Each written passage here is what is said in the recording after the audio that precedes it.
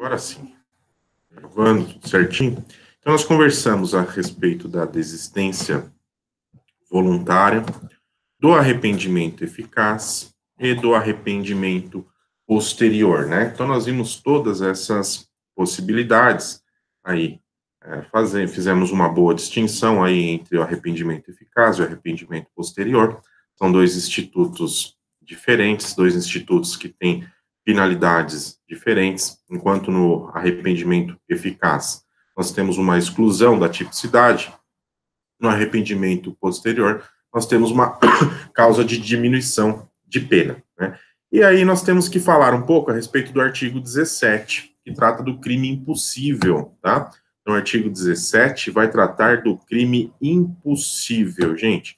O artigo 17 diz assim, ó, que não se pune a tentativa quando por ineficácia absoluta do meio ou por absoluta impropriedade do objeto é impossível consumar-se o crime, tá? Então, isso chama-se aqui, de crime impossível, tá bom? Então, é o crime impossível. É quando, por ineficácia absoluta do meio ou por impropriedade absoluta do objeto, o crime não era capaz de se consumar. Então, nós vamos ver duas hipóteses aqui que não existe crime, não existe a existência de crime, tá? Embora isso esteja muito próximo, esteja muito ligado lá com a questão da tentativa, tá? Não entramos também no campo da tentativa, não se pune nem a tipo de tentativa, então não existe, não há que se falar em tentativa de crime. O crime é mesmo impossível. Pessoal, eu já advirto vocês aqui que nós devemos tomar muito cuidado e olhar bem para essas duas expressões que nós temos aqui, que chama-se de absoluta, ineficácia absoluta e absoluta impropriedade. Ou seja, gente, o meio aqui, ele tem que ser absolutamente ineficaz, ou então o objeto tem que ser absolutamente impróprio. Eu explico isso para vocês. Primeiramente, aqui, quando nós falamos de ineficácia absoluta do meio, nós estamos falando do meio para o qual a consumação do delito, tá bom? Então, é o meio pelo qual eu vou consumar o delito. Então, imaginem vocês que o sujeito pegue uma arma descarregada, tá? O sujeito pegue uma arma descarregada para matar uma outra pessoa, o seu inimigo. Ele chega na frente do seu inimigo e aperta o gatilho. Olha só, arma descarregada não tem possibilidade nenhuma, não tem nenhum projétil, então ele não oferece qualquer tipo de perigo à vida do outro. Esse crime é impossível de ser consumado. Já que o crime é impossível de ser consumado, não se pune sequer a tentativa, tá bom? Então não vai punir sequer a tentativa. Imaginem outra situação, o sujeito quer matar a sogra dele, né? Vocês podem achar que isso aí é exercício regular do direito ou inexigibilidade de conduta diversa, mas não é. Ô, professor, se o cara chegar, apontar o revólver e puxar o gatilho e o outro lá na frente morrer de susto, como é que fica? Então, tadinha da sogra, né, Vânia? Tem que ver, aí a gente entra lá na questão das conexões que nós vimos, né? Se existir alguma conexão, assim, eu entendo, Nilton, que nesse caso aí vai ocorrer, pode, um crime culposo, tá? Poderia a gente falar em crime culposo.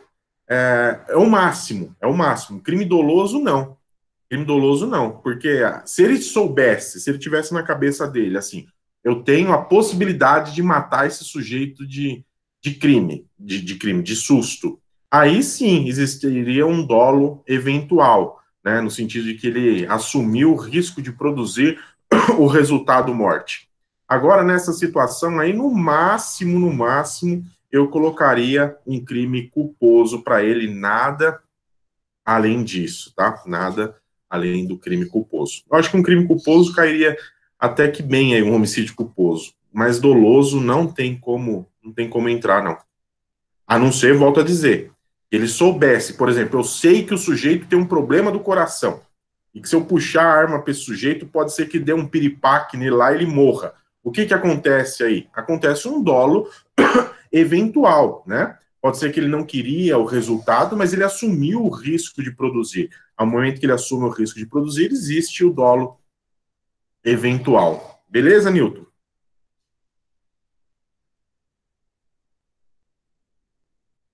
Beleza, professor. Tá, João. Vamos adiante aí. Olha a Vânia. Então, vamos voltar pro exemplo da sogra. O exemplo da sogra aqui, Vânia. Então, o sujeito, ele quer matar a sogra dele, né? Ele tá lá, o doido para matar a sogra. Ele ministra veneno no suco da sogra. Todo dia ele coloca um pouquinho de veneno lá no suco da sogra. Deixa eu colocar para carregar esse negócio, que senão vai acabar a bateria. A gente fica assim. Olá, bom dia. Então, todo dia ele coloca lá um pouquinho de veneno no suco da sogra, né? Coloca no primeiro dia, coloca no segundo dia, coloca no terceiro dia, aí o diabo da sogra não morre, gente. Quando ele vai lá ver, o saquinho que ele colocou, ele estava confundindo, ele não estava colocando suco, ele estava colocando vitamina na comida da sogra, né? O que acontece nesse caso aqui? O meio que ele estava utilizando era absolutamente ineficaz.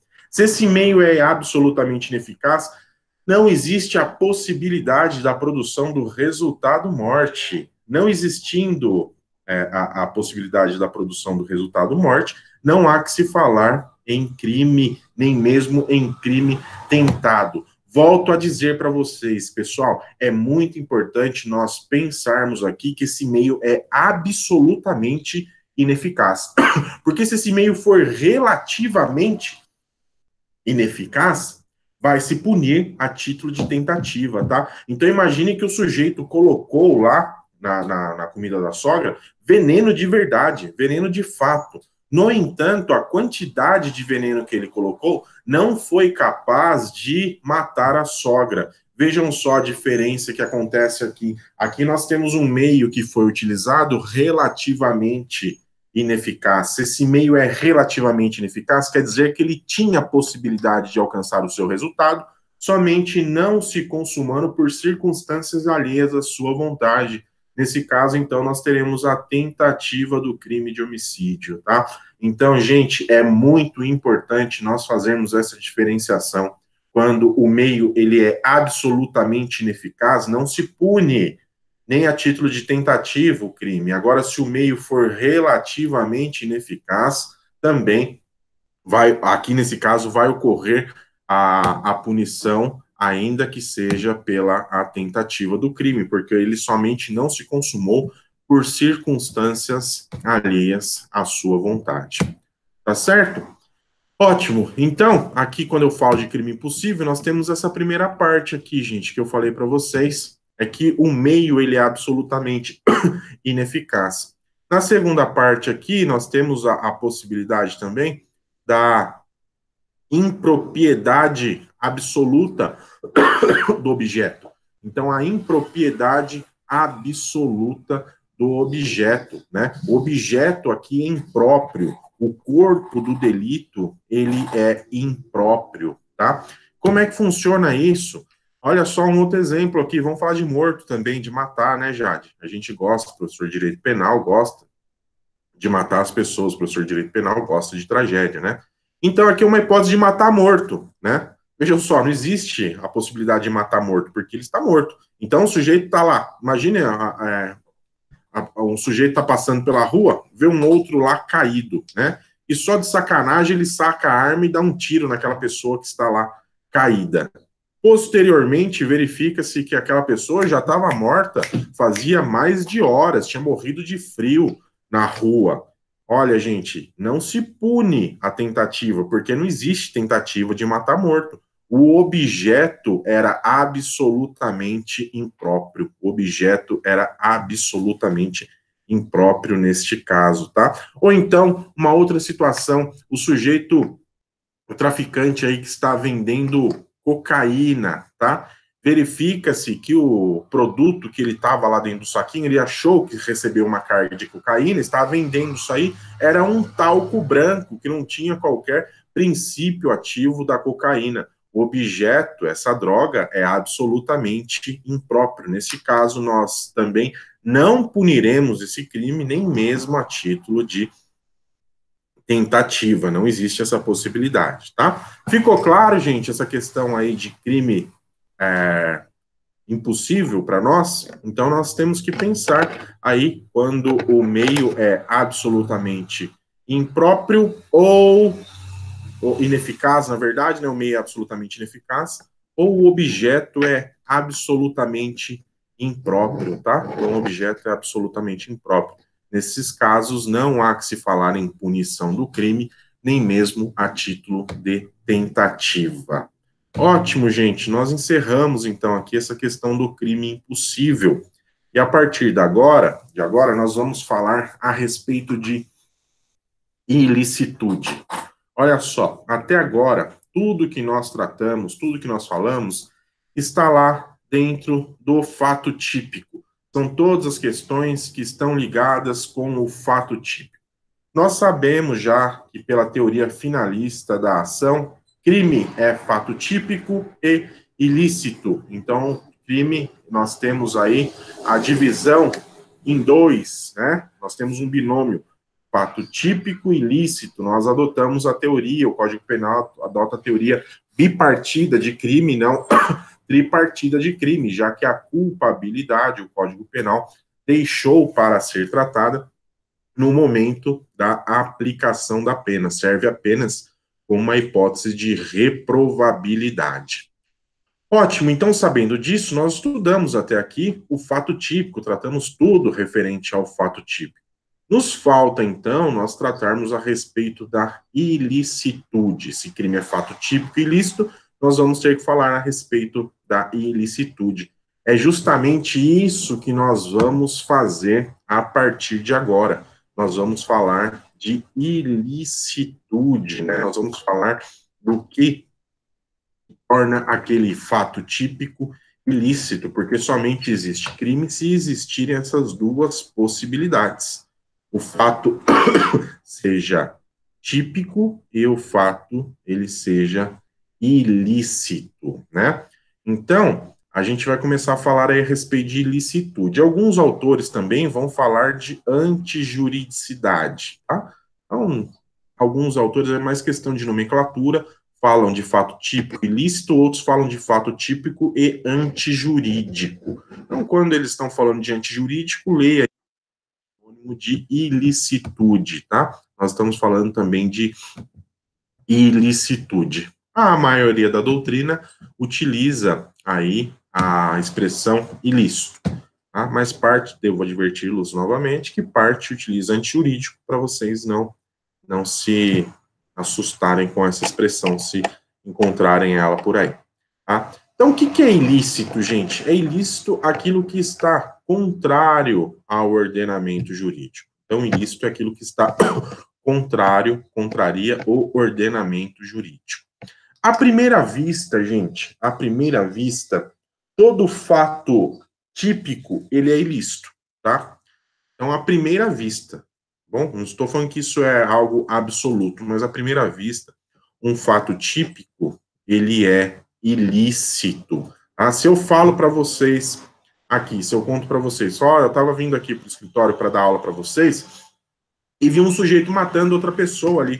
Vocês já vão falar, nossa, que horror, que esse sujeito é um louco, né? É um psicopata, matar outra pessoa, porque nós entendemos já na nossa cabeça que ele cometeu um fato típico, matar alguém, e que esse fato típico já é algo ilícito, né? No entanto, se eu falo para vocês, não, ele matou, eu vi esse sujeito matando o outro, porque ele chegou na sua casa e ele pegou lá um estuprador estuprando a sua filha, e no momento ele matou essa pessoa, ele matou esse estuprador. Opa, a gente já vai falar, então existe aqui uma situação de legítima defesa, aquele fato típico que à primeira vista, primeiramente, ele era algo ilícito, ele deixa ilícito e, consequentemente, ele deixa também de ser considerado criminoso, tá? Então, nesse sentido, pessoal, nós temos o artigo 23 do Código Penal. Então, o artigo 23 do Código Penal, ele vai tratar da exclusão, tá? Então, ele vai tratar da exclusão de ilicitude. São hipóteses que vai excluir a ilicitude, ou seja, vai tornar aquele fato típico lícito. Então, aquele fato típico praticado, uma das hipóteses do artigo 23, ele vai ser lícito, tá? Quais hipóteses são essas, gente? Então, o artigo 23 vai falar que não há crime quando a gente pratica o fato em estado de necessidade, em legítima defesa, em estrito cumprimento do dever legal ou exercício regular do direito. Então, nós temos quatro hipóteses que excluem a ilicitude da ação, que exclui a ilicitude daquele determinado fato que ele era típico e vai torná-lo, então, um fato lícito. Vejam só, se aqui nós temos um fato lícito, né, acertadamente, o artigo 23 diz assim, não há crime. Não há crime. Por que não há crime? Volto aqui, daí na teoria finalista da ação. Crime é fato típico e ilícito. Se esse fato ele é típico, mas ele é lícito, não há que se falar em crime, não existe qualquer tipo de crime neste sentido, tá bom? O que nós temos que tomar cuidado aqui por enquanto? Por enquanto, nós temos que tomar cuidado na seguinte hipótese, na seguinte situação, gente. É que todo o... Não, desculpe, temos que tomar cuidado na seguinte situação aqui, da ilicitude, no sentido da ilicitude penal e na ilicitude extrapenal, tá? Então, na ilicitude penal e na ilicitude extrapenal. Pode ser que o sujeito pratique um determinado fato, né, que ele seja um ilícito na esfera civil, que ele seja um ilícito na esfera administrativa, que ele seja um ilícito na esfera tributária. No entanto, esse ilícito não será necessariamente um ilícito aqui na esfera penal, tá? Então, olha só que coisa interessante. Toda vez que o sujeito pratica um fato típico e ilícito na esfera penal, esse ilícito, de alguma maneira, também ele vai ser ilícito na esfera civil, ele vai ser ilícito na esfera administrativa, ele vai ser ilícito na esfera penal ou nas demais áreas aí do direito, tá? No entanto, não é sempre que eu pratico um ilícito tributário, que esse ilícito tributário também será um ilícito penal. Olha só, vamos lá para um exemplo, né? Sonegação de imposto.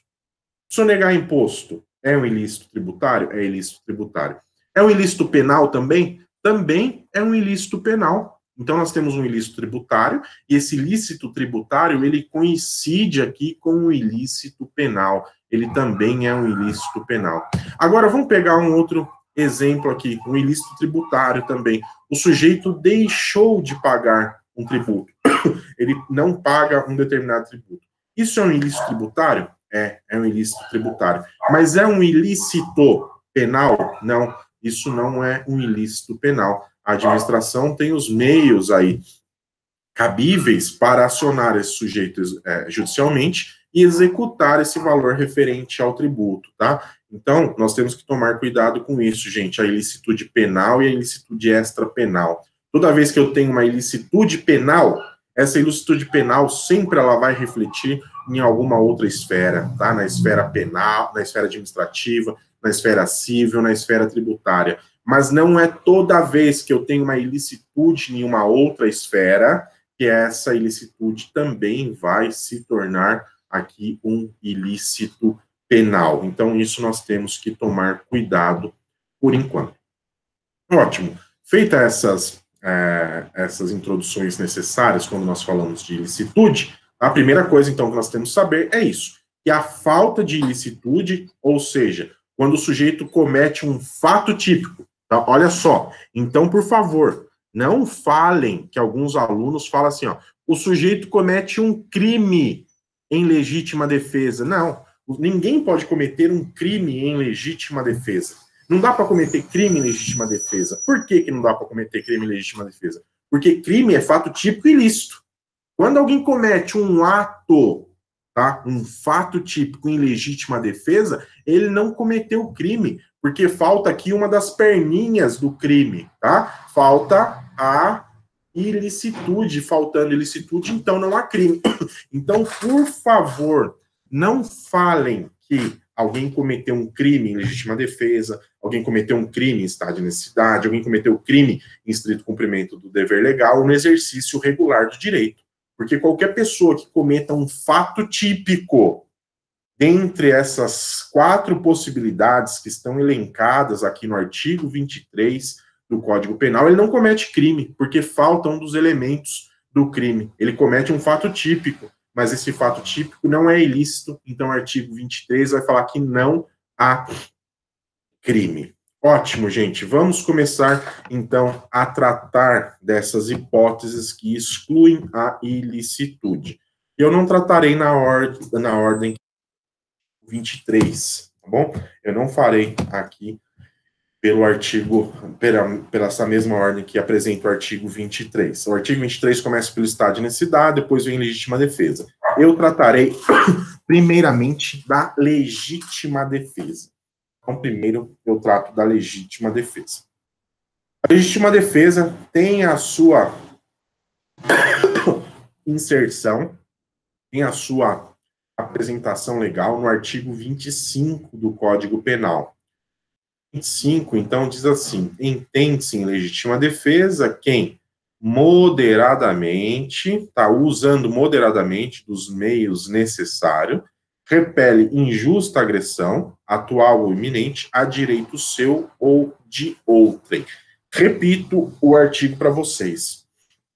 Entende-se em legítima defesa quem, usando moderadamente dos meios necessários, repele injusta agressão, atual ou iminente, a direito seu ou de outra pessoa. Tá? Então, aqui, gente, bom dia, Alexandre, nós vamos encontrar os requisitos da legítima defesa. O próprio artigo 25 vai dar para nós os requisitos da legítima defesa. Antes de eu falar dos requisitos da legítima defesa para vocês, eu gostaria de falar o que fundamenta aqui a legítima defesa, onde nós encontramos fundamento da legítima defesa. Primeira coisa que nós temos que lembrar, gente, que o Código Penal, ele é de 1942, tá? Então, nós temos um Código Penal aqui de 1942, 70 e poucos anos, é isso? Eu sou ruim de matemática, né? Mas ele tem 70 e poucos anos já, esse código aí. Se nós pensarmos há 70 e poucos anos atrás, né, quem tem vó vivos aí, é daquela época, né, e conseguir pensar a respeito, lembrar a respeito daquela época, vai saber que as coisas eram muito diferentes das coisas de hoje. Nós tínhamos um Brasil, em 1942, praticamente um Brasil rural, né, então um Brasil rural. Nós tínhamos um sistema de segurança que ainda era um sistema de segurança muito ineficiente, né? Então, que ele não alcançava todos os lugares. Imagine, se hoje nós temos um sistema de segurança que não é um sistema de segurança perfeito, é um sistema de segurança pública, onde nós não conseguimos levar, de fato, segurança para todas as pessoas, imagine lá em 1942, né? Então, pensando nisso, gente, o legislador trouxe essa hipótese da legítima defesa, né? E que um sujeito que ele sofresse uma agressão injusta contra um direito seu, ele pudesse reagir. Por que ele poderia reagir? Porque ali não teria a presença do Estado, não teria a presença dos órgãos de segurança pública do Estado. Ora, ele ia morrer? Não. Então, o legislador deu para ele, numa hipótese dessa, em que um direito seu ou um direito de terceiro estivesse sendo atacado, um direito estivesse sendo afrontado, né? Estivesse sendo afrontado, que ele pudesse reagir e repelir esta agressão. Então, é neste ponto, gente, nós temos que fazer essa digressão histórica para nós encontrarmos aí os fundamentos ou o fundamento da legítima defesa, tá? Então vamos lá, vamos iniciar aqui pensando nos requisitos de legítima defesa, então. E o artigo 25, volta a dizer, é dele que nós vamos extrair esses requisitos. Primeira coisa aqui, vai falar que entende-se, então, em legítima defesa, quem? Usando moderadamente dos meios necessários. Então, usar moderadamente dos meios necessários, né? Nós temos que pensar o que é, primeiro, meio necessário. O que é meio necessário para repelir uma agressão? O que é um meio necessário? É muito difícil nós sabermos o que é um meio necessário. A legítima defesa, embora tenha essa previsão legal e que nós estudamos, é algo que tem que ser verificado casuisticamente. É caso a caso que a gente verifica esses meios necessários. Ora, quando nós falamos em meio necessário, então, nós temos que falar de proporcionalidade aqui. Nós temos que pensar em proporcionalidade, tá? E é também difícil nós pensarmos em proporcionalidade, porque às vezes o meio necessário que eu tenho era o único meio que eu tinha, tá? Então, trace uma ideia, aqui a doutrina vai traçar uma ideia quando fala assim meios necessários, nessa ideia de proporcionalidade. Então, se o sujeito ele te ataca com um pedaço de pau, por exemplo, a doutrina vai pensar assim, olha, meio necessário, tá? Vamos falar primeiro dos meios necessários. Meios necessários seria você utilizar um pedaço de pau também, ou algo ali equivalente, né? Agora, a doutrina vai falar, não é um meio necessário, se o sujeito atacar um outro com um pedaço de pau, você dá um tiro nele com uma espingarda calibre 12, né? Então a doutrina vai falar isso, olha,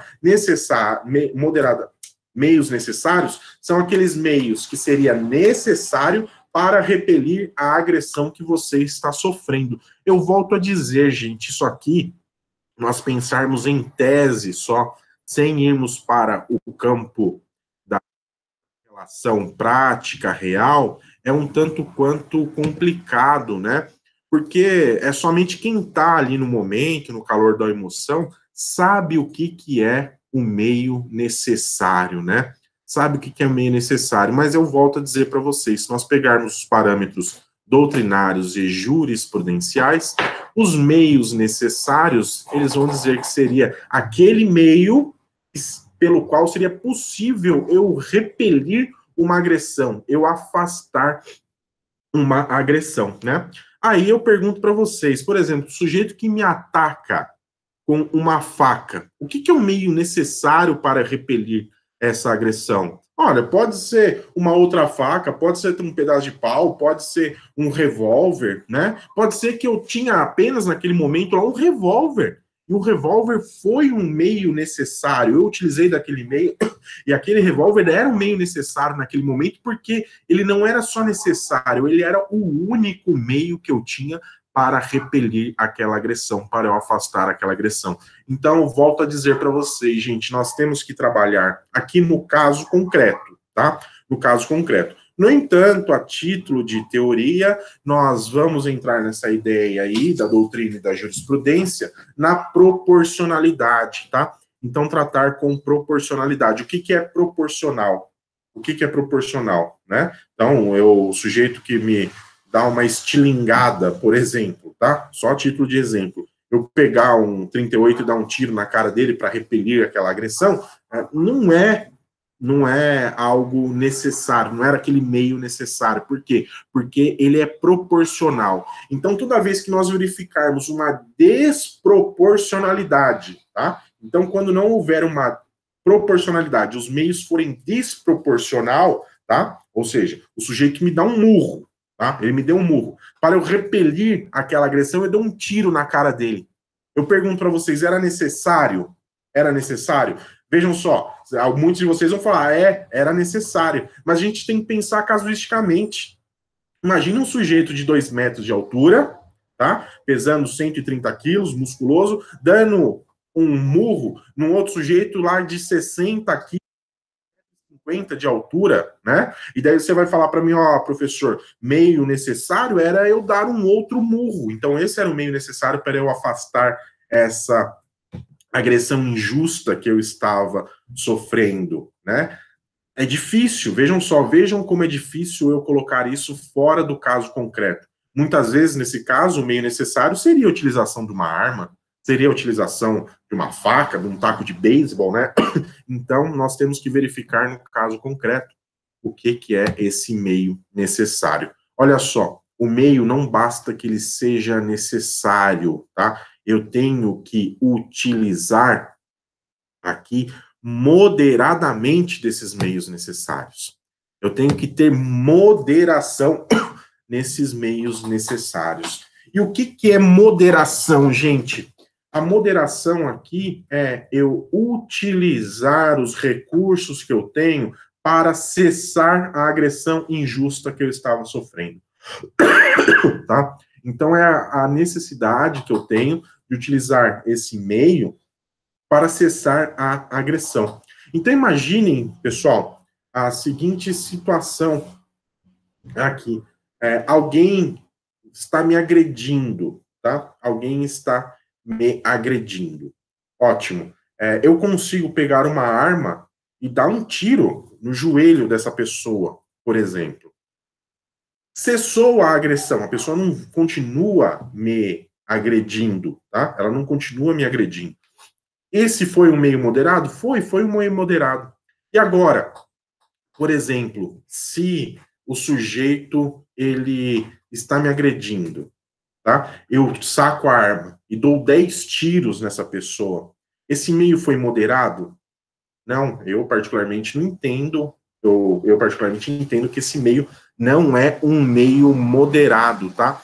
Então, quando nós falamos, gente, em moderadamente, eu falo utilizando os meios necessários de forma moderada, o que é moderada? Moderada é quando eu consigo fazer cessar aquela agressão injusta contra a minha pessoa. Quando eu faço essa agressão injusta cessar, e eu não continuo, tá? Eu não continuo ali agredindo a outra pessoa, eu ultrapasso o meu limite da legítima defesa, eu estou utilizando de forma moderada, tá bom?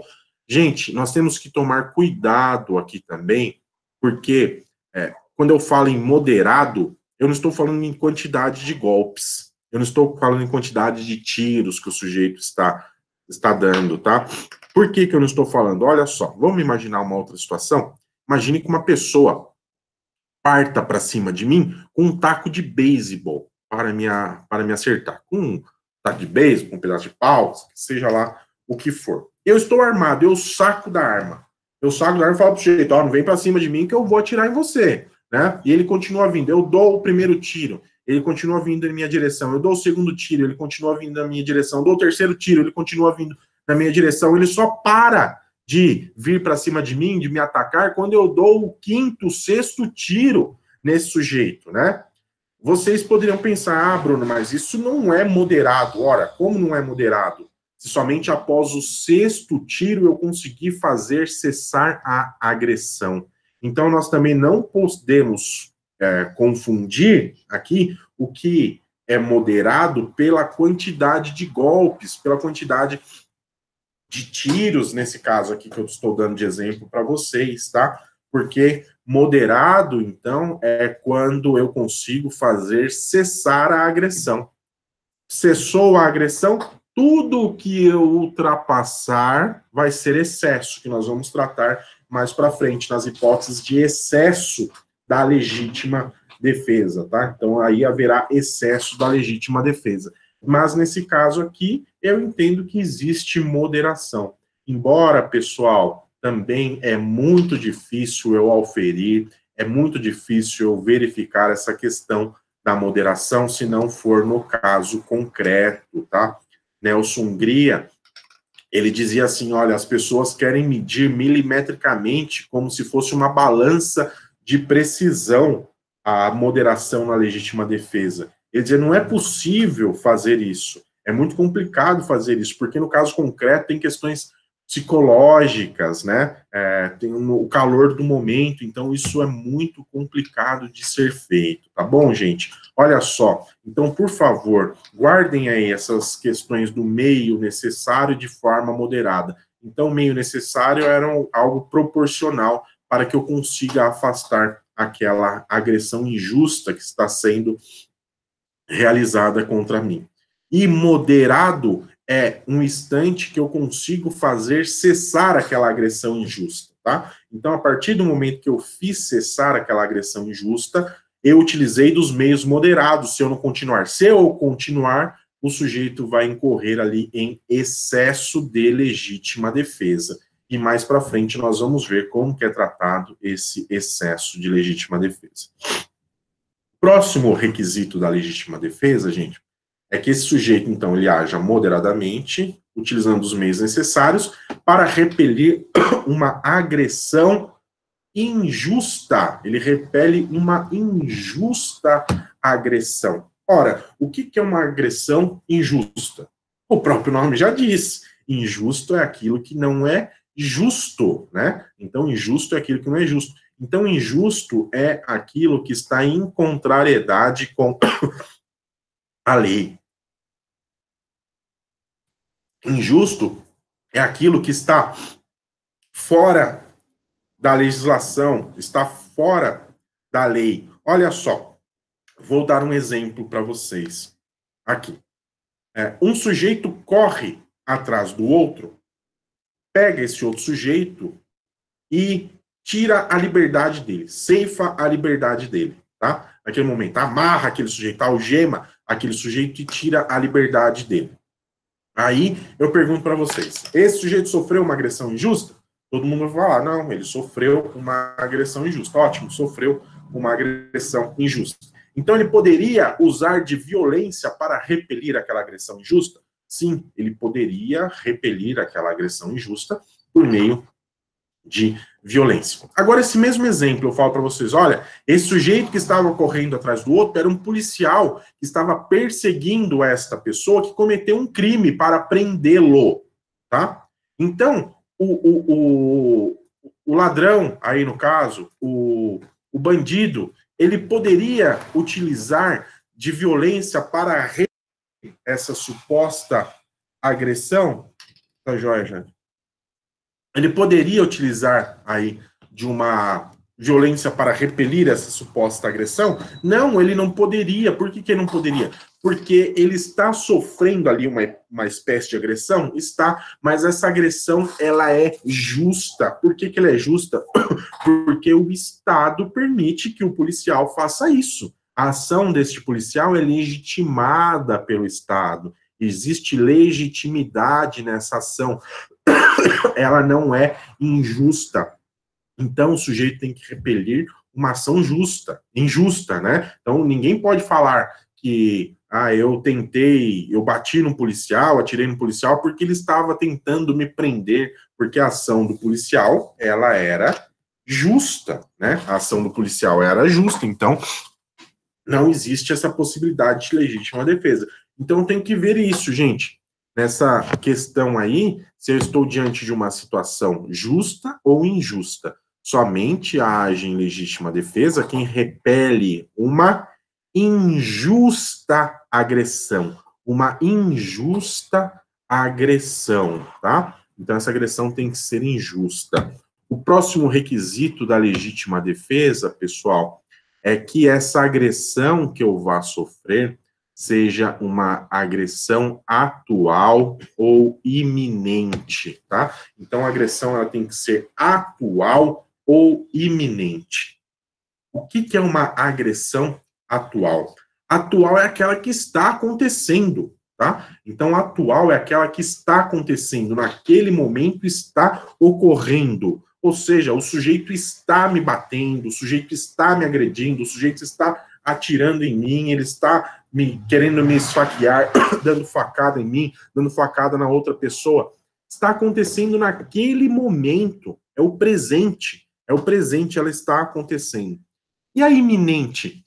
A iminente é aquela agressão que ela ainda não está acontecendo, mas ela vai, é certo que ela vai acontecer, tá? É certo que ela vai acontecer. Vejam só, é um momento contínuo aqui, quando eu falo em iminente. Quando eu falo iminente, eu não estou falando de uma coisa futura, eu não estou falando de uma coisa incerta, tá? Existe ali um corte, né, no tempo, mas esse corte não é um corte aqui longo, né, não é um corte tremendo, ela é iminente, ela está para acontecer. Veja só, o sujeito está sacando a arma para atirar em mim. Ele está se preparando para me agredir, tá? É atual? Não, porque ele não está atirando em mim. Ele está se preparando, ele está sacando a arma para atirar em mim. Então, quando eu falo em iminente, gente, é aquela possibilidade que ela ainda não aconteceu, mas é certa que ela vai acontecer. É muito certa que ela vai acontecer, tá? Então a gente tem que fazer essa distinção. O que é atual? Atual que está acontecendo. Naquele momento está ocorrendo, iminente. Ainda não ocorreu, mas é certo que vai acontecer. E vai acontecer naquele momento, tá? Não é daqui 2 horas, não é daqui 3 horas. Essa questão aqui de tempo, se eu estendo no tempo, né? Ah, não, isso aqui vai acontecer daqui 3 horas. Isso não é legítima defesa, né? Então, imagina, olha um exemplo aqui. 2 sujeitos, eles brigam no bar, por exemplo, eles brigam no bar. O outro sujeito sai e vai para a casa dele e fala, eu vou buscar uma arma para te matar. Quando ele fala isso, o outro saca da arma e mata este outro sujeito. Ele fala, não, agi em legítima defesa aqui porque era uma agressão iminente. Ora, não é iminente, porque iminente é aquilo que está para acontecer. Se esse sujeito fosse lá no bar, na casa dele, depois voltasse, né? Então isso não é iminente. Aí vocês podem me perguntar, mas o sujeito tinha que esperar lá para morrer? Não, ele não tinha que esperar lá para morrer, não tinha nem que esperar lá. Lembra que eu comecei falando para vocês dos fundamentos da legítima defesa? E fundamento da legítima defesa não é a ausência do Estado, né? Não é a ausência do Estado, a ausência dos órgãos de segurança pública. Nesse caso, o órgão de segurança pública estava ausente? Estava, mas o sujeito não tinha tempo de ir embora para casa dele, chamar a polícia chegar, prender esse outro. Existia essa possibilidade perfeitamente. Então, aqui nesse caso, também não há que se falar em legítima defesa. Nós não podemos falar em legítima defesa. Quer ver, gente? Um exemplo muito interessante disso? Cai em prova e pega vocês. Olha lá, Romário, presta atenção aqui. O Romário tá dormindo aqui, meu amigo aqui do escritório. O cara tá dormindo aqui, tô dando aula, o cara dormindo, porra. O sujeito, olha só, o sujeito, as pessoas estão presas ali no presídio, né? Nós sabemos que nos presídios, às vezes, acontece um sistema lá que chama ciranda da morte, né? Ciranda da morte. Eles escolhem pessoas que vão morrer dentro do presídio, né? Eles colocam pessoas que vão morrer lá dentro daquela cela, né? Eles possuem, não estou falando que está certo ou errado, né? Mas dentro lá do presídio, eles possuem uma ética própria. Existe uma ética própria. E eles escolhem quem vai morrer dentro da ética deles. Então, o sujeito cometeu um crime lá de estupro, né? Chegou lá, aquele sujeito vai morrer. Então, ou numa rebelião, né? Eles estão lá numa rebelião, fazendo uma rebelião, eles também, olha, a cela tem 70 presos, a gente precisa matar um tanto de gente aqui. Eles vão colocando as pessoas na fila e vão matando, né? Cada dia eles falam, a gente vai matar uma pessoa, né? Isso é conhecido como ciranda da morte dentro dos presídios. Então, imagina que o sujeito está preso lá, ele está preso, né? E o chefe da cela lá, o chefe de uma facção criminosa, chega para esse sujeito e fala assim para ele, ó, você se prepara, viu? Que essa é a última noite que você vai dormir aqui, que amanhã de manhã você vai morrer. A gente vai te matar. Ótimo. Esse sujeito, então, eles vão dormir e esse que foi ameaçado, quando o outro está dormindo, aquele que ameaçou ele, vai até lá, passa uma corda, alguma coisa no pescoço dele e mata esse sujeito, né? A pergunta que é feita para vocês, Romário, qual que é? Ele agiu em legítima defesa? Agiu ou não? Lógico que não. O Romário falou que ele agiu em legítima defesa. Não agiu em legítima defesa, gente. Não existe legítima defesa nesse caso. Por quê? Porque estão ausentes esses dois requisitos aqui, que ela seja atual e iminente. A agressão era atual? Ele estava sofrendo uma agressão atual? Não, ele não estava sofrendo uma agressão atual. Era iminente? Não era iminente, porque eu já disse para vocês, iminente é aquilo que não está acontecendo, mas ela vai acontecer num ato contínuo. Não existe esse corte no tempo, tá? Não existe um corte brusco no tempo. Aqui existia. Ele falou, amanhã você vai morrer. Então não existe legítima defesa, tá? Não há que se falar em legítima. E aí vocês podem... Mas ele vai ficar esperando? Essa é a pergunta, Nilton. Ele vai ficar lá esperando para morrer, né? Ele tem que O que tem que fazer é se preparar na hora para se defender, né? Aí é legítima defesa. Não é porque não existia agressão ali ainda, né? Mas a pergunta é, ele vai ficar lá esperando? Não, ele não vai ficar lá esperando, gente. E por que ele não pode ficar lá esperando? Porque ninguém é obrigado a dar a própria vida. Se ele matar esse outro sujeito, ele não agiu em legítima defesa. No entanto, ele teve aqui uma inexigibilidade, acontece uma inexigibilidade de conduta diversa, tá? Ele poderia se portar de outra forma? Não, ele não poderia se portar de outra forma nesse jeito. Ou então, tá? A doutrina também vai entender que ocorreu ali um exercício regular do direito, tá? Então, ocorreu um exercício regular do direito. Qual é o exercício regular do direito? Olha, eu não sacrificar minha vida, eu não dar a minha vida, tá? Eu, particularmente, prefiro aqui a inexigibilidade de conduta diversa. Não era exigível outra conduta desse sujeito se não matasse aquele outro para ele salvar a sua vida. No entanto, não pode ser o instituto da legítima defesa. E não pode ser porque não estão preenchidos esses dois requisitos da ação contra mim, a agressão contra mim, ser atual ou iminente. Essa agressão não era atual e essa agressão também não era iminente. Por esse motivo, então, nós excluímos a legítima defesa. Legítima defesa não é, legítima defesa não pode ser, tá? Por fim, gente, nós vamos para os dois outros requisitos da legítima defesa. Que eu ajo, tá, em legítima defesa, que eu vou repelir essa agressão injusta, atual ou iminente, usando moderadamente dos meios necessários, para repelir, tá, para repelir uma agressão contra o meu direito ou direito de terceiros, tá? Então, contra o meu direito ou direito de terceiros. Aqui nós temos as duas possibilidades, tá?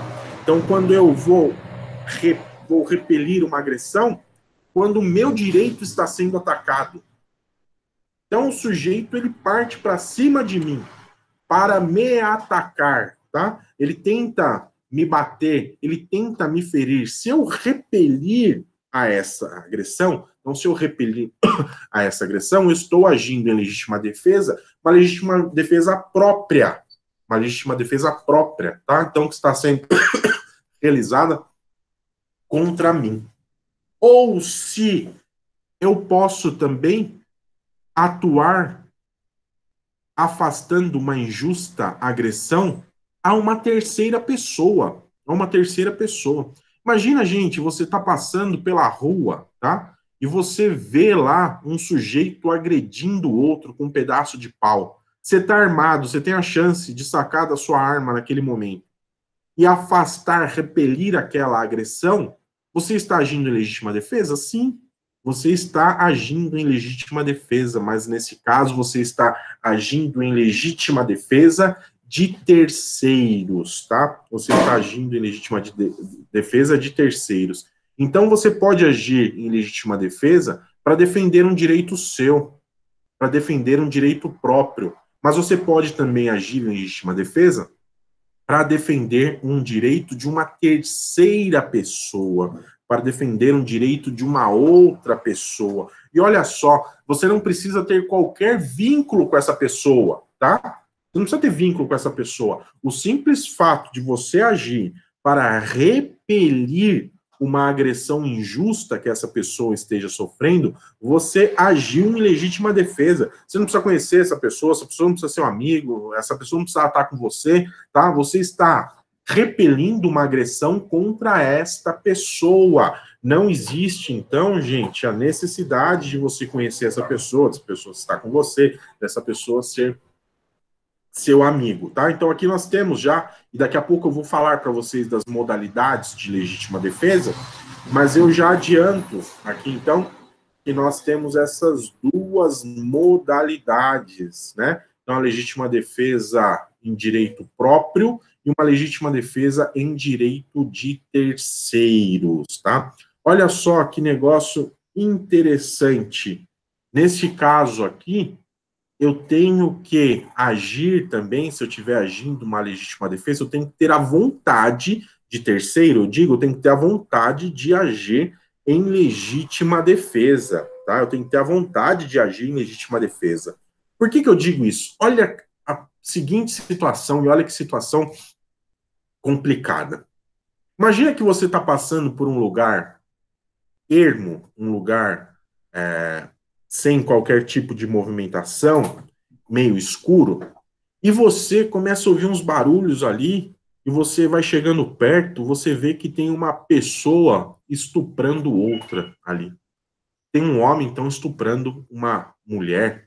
Tô dando exemplo que é o que mais ocorre, né? Mulher também pode estuprar homem, não existe qualquer tipo de impedimento legal quanto a isso. Existe a possibilidade da mulher estuprar um homem também. É que é mais incomum, né? É um pouco mais incomum, mas também existe a possibilidade. Ou homem estuprar homem, mulher estuprar mulher, todas essas possibilidades existem e são válidas. Mas vamos usar esse exemplo aqui, então. Tem lá um homem estuprando uma mulher. Você chega lá perto, você olha e fala, é meu inimigo, esse cara aí é um filho da puta, que eu tenho inimizade com ele já há muito tempo, né? Você fala, eu vou aproveitar, vou matar esse sujeito agora, vou dar um tiro na cabeça dele. E eu pergunto para vocês, ele agiu em legítima defesa?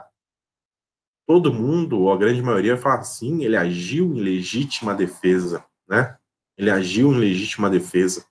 Eu sinto muito em dizer para vocês que ele não agiu, nesse caso, em legítima defesa.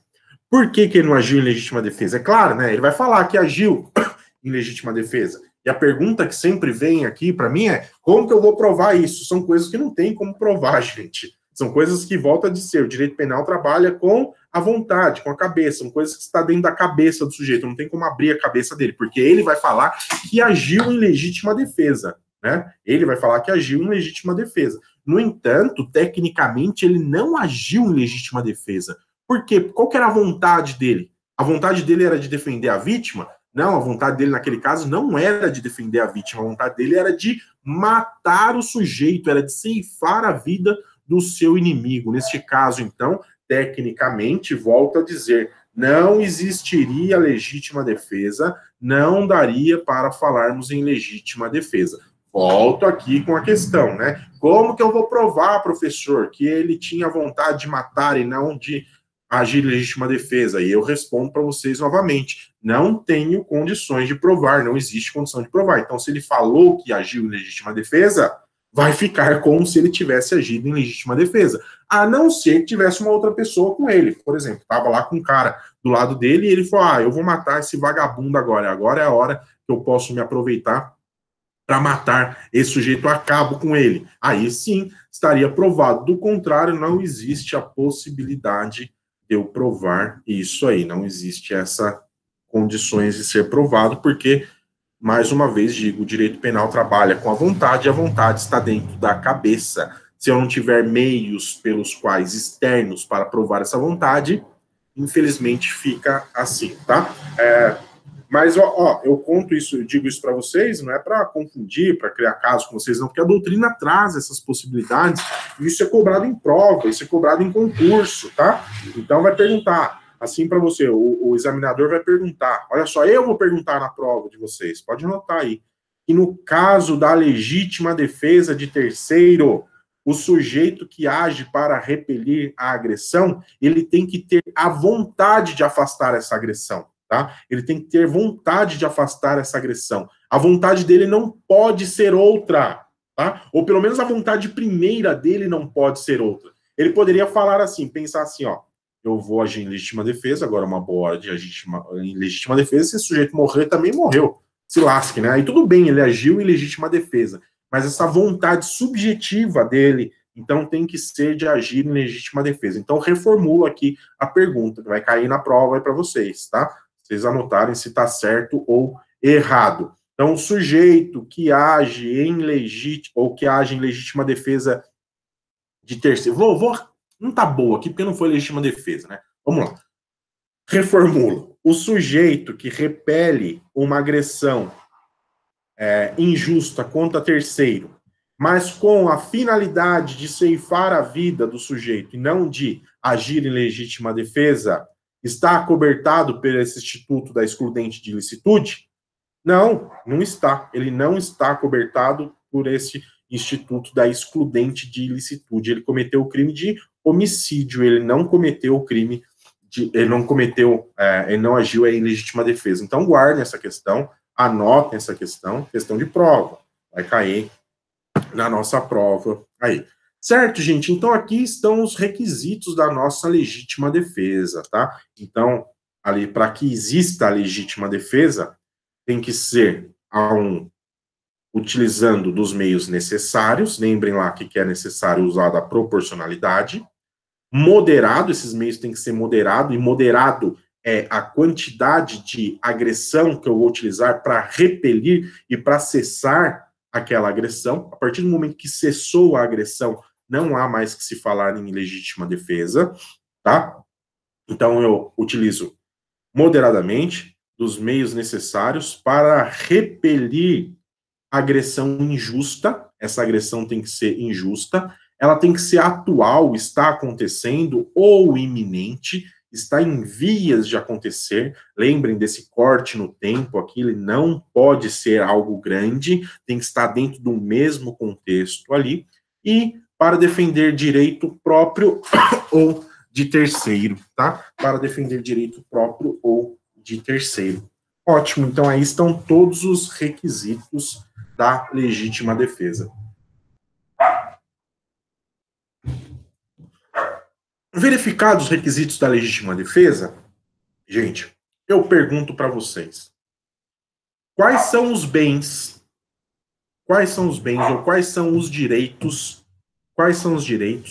que podem ser aí guardados pelo Instituto da Legítima Defesa, tá? Quais são os bens jurídicos que eu posso resguardá-lo pelo Instituto da Legítima Defesa? Eu pergunto isso para vocês, eu converso isso com vocês, porque até agora eu só dei exemplo para vocês aqui de questões de legítima defesa que estão ligados aqui com o bem jurídico vida, né? Com o bem jurídico vida. Isso pode nos levar a entender que os únicos bens jurídicos que podem ser tutelados aqui pelo meio da legítima defesa é a vida. Eu pergunto para vocês, quais são esses bens? E a resposta é a seguinte: todos os bens juridicamente relevantes ou penalmente relevantes, eles podem ser tutelados pelo Instituto da Legítima Defesa. Então não é só a vítima que não é só a vida que é tutelado pela legítima defesa, não é só a vida que é tutelado pela legítima defesa. Todos os bens podem ser tutelados pela legítima defesa, né? Dá um exemplo a propriedade. A propriedade pode ser tutelada pelo Instituto da Legítima Defesa? Pode. Ela pode ser tutelada. Então, imagine que o sujeito está invadindo a minha propriedade, tá? Eu posso utilizar moderadamente dos meios necessários para repelir essa agressão. Que agressão? O sujeito está ingressando na minha propriedade, invadindo a minha propriedade.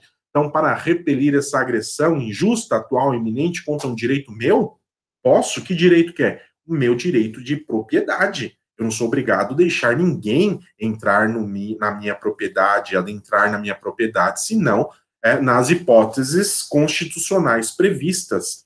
Então, eu posso utilizar do Instituto da Legítima Defesa para repelir uma agressão contra um direito meu na minha propriedade? Posso. Posso utilizar do Instituto da Legítima Defesa para repelir uma agressão contra um direito da honra? Posso, né? Eu posso. Imagina, então, que o sujeito está agredindo a minha honra, né? Está no meio da praça pública lá, falando, o Bruno é um viado, o Bruno é um corno. Eu posso utilizar moderadamente os meios necessários para fazer cessar essa agressão? Posso. Como é que eu faço? Eu não dou um tiro na cara dele, né? Porque aí os meios não é moderados e os meios não é necessário. Mas se eu der um tapão bem dado no meio da orelha dele, é considerado como legítima defesa? É considerado como legítima defesa. Então, gente, guardem, por favor, outra pergunta de prova aí, pode anotar, viu? Anotem aí, por favor, já estou adiantando perguntas de prova para vocês. Que todos os bens juridicamente relevantes, eles podem ser tutelados por meio da legítima defesa, tá? Então, eu posso utilizar do Instituto da Legítima Defesa para tutelar todos os bens juridicamente relevantes. Então, a legítima defesa não tutela somente a vida, ela tutela a honra, ela tutela a integridade física, ela tutela a integridade sexual, ela tutela a integridade e liberdade sexual, ela tutela o patrimônio, tá bom? Então, por meio da legítima defesa, eu posso tutelar todos esses bens juridicamente relevantes. Guardem isso. Novamente, repito, pergunta de prova para vocês, né? Então, uma perguntinha assim, ó, você marcar certo ou errado, vai ser assim nossa prova. Só certo ou errado. Eu coloco lá para vocês. É correto afirmar que a legítima defesa serve para tutelar somente o bem jurídico vida? Tá certo? Não, não tá certo, tá errado, porque a legítima defesa serve para tutelar, para afastar uma agressão injusta contra qualquer tipo de bem juridicamente relevante. Beleza? Vamos adiante, então. Falado isso, nós vamos falar das hipóteses de legítima defesa, tá? Ou tipos de legítima defesa. Quais tipos de legítima defesa que nós temos? Nós temos, primeiramente, aqui uma legítima defesa, chamado de legítima defesa real, tá? Legítima defesa real. Por que existe essa legítima defesa real? Porque ela vai se contrapor aqui com uma outra legítima defesa que nós vamos falar, que é uma legítima defesa presumida, tá? Ou então putativa. Eu vou começar pela putativa. Acho que vai ficar mais fácil. O que é legítima defesa putativa? Putativo vem do latim, putare, que é imaginar, tá? Então nós temos aqui uma hipótese chamada de legítima defesa putativa. É uma defesa, uma legítima defesa imaginária. E por que ela é imaginária? Porque eu estou imaginando, gente, que eu estou sofrendo uma agressão, ou estou em vias de sofrer uma agressão. E que se essa agressão ela acontecesse, eu poderia repeli-la. Seria isso normal, seria possível repelir essa agressão e eu não seria culpado por isso, eu não seria condenado por isso. A maioria dos livros aí, se você pegar alguns livros, algumas doutrinas para ler, nome esquisito, né, Nilton? É putativa, né? Então, legítima defesa putativa. Putativa vem do latim, putare, que é imaginar. Então, é imaginar. Uma legítima defesa imaginária. Ela não é real. Os livros dão um exemplo assim, gente. O sujeito encontra com o seu desafeto num bar, por exemplo. Ele encontra com o seu inimigo num bar. O seu inimigo está saindo do banheiro do bar. E ao sair do banheiro do bar, ele avista o outro e ele mete a mão no bolso, assim. E a essa pessoa que vê essa cena, ele colocando a mão no bolso, ele imagina que ele vai sacar de lá uma arma, porque eles são inimigos, né, para lhe ferir.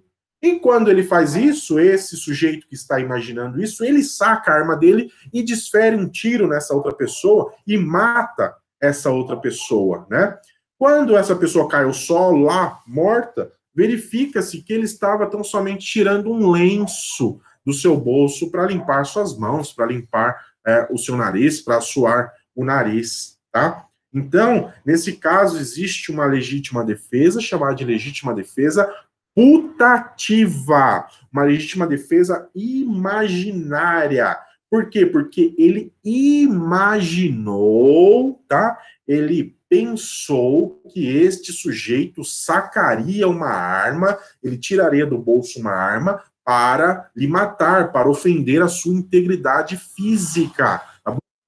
Imagina isso, certo? Ele imaginando isso, olha só, vocês podem falar que loucura, professor. Esse negócio é maluco, né? Maluco no sentido de que eu estou dando a possibilidade do sujeito matar o outro por uma simples imaginação.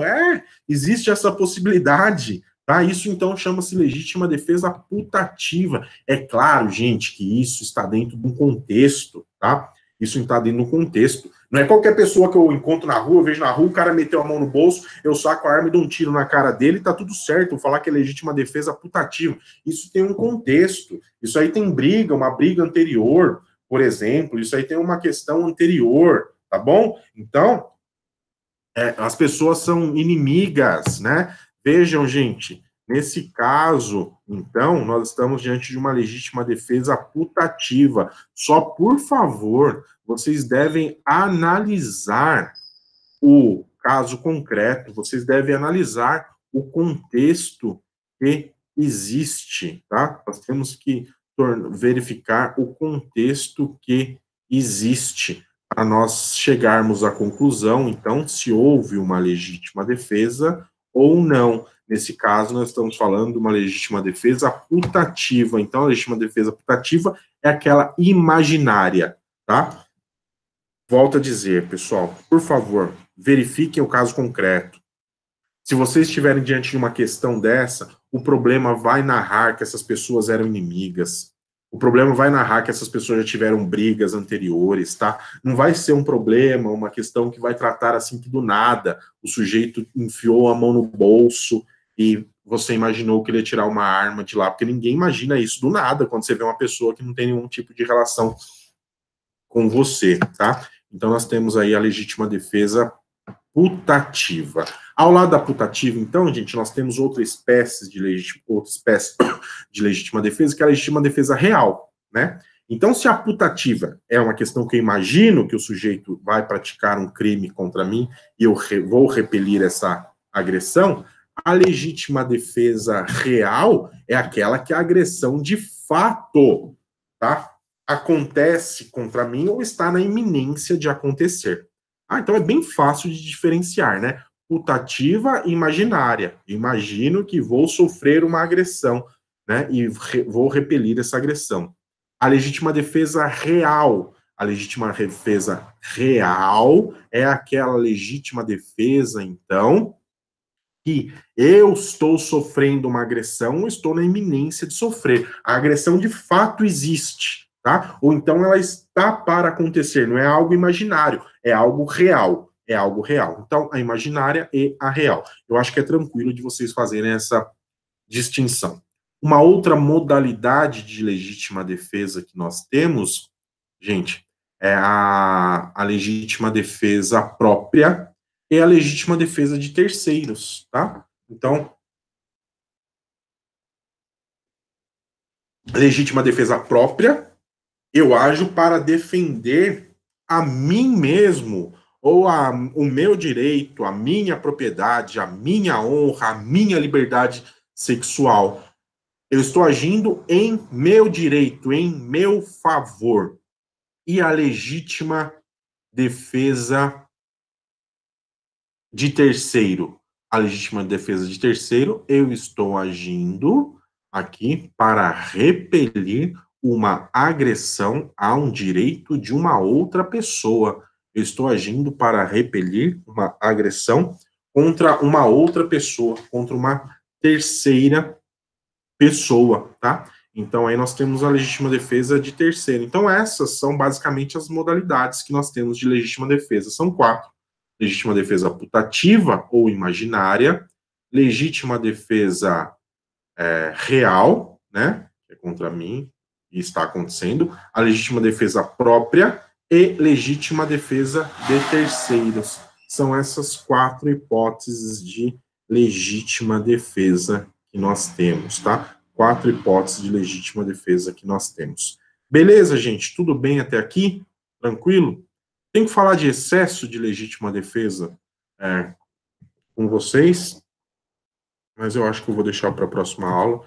Eu hoje já tenho bastante conceitos, eu acho, para vocês guardarem, né? Vocês não acham? Sim, a Vânia. Você acha, Vânia?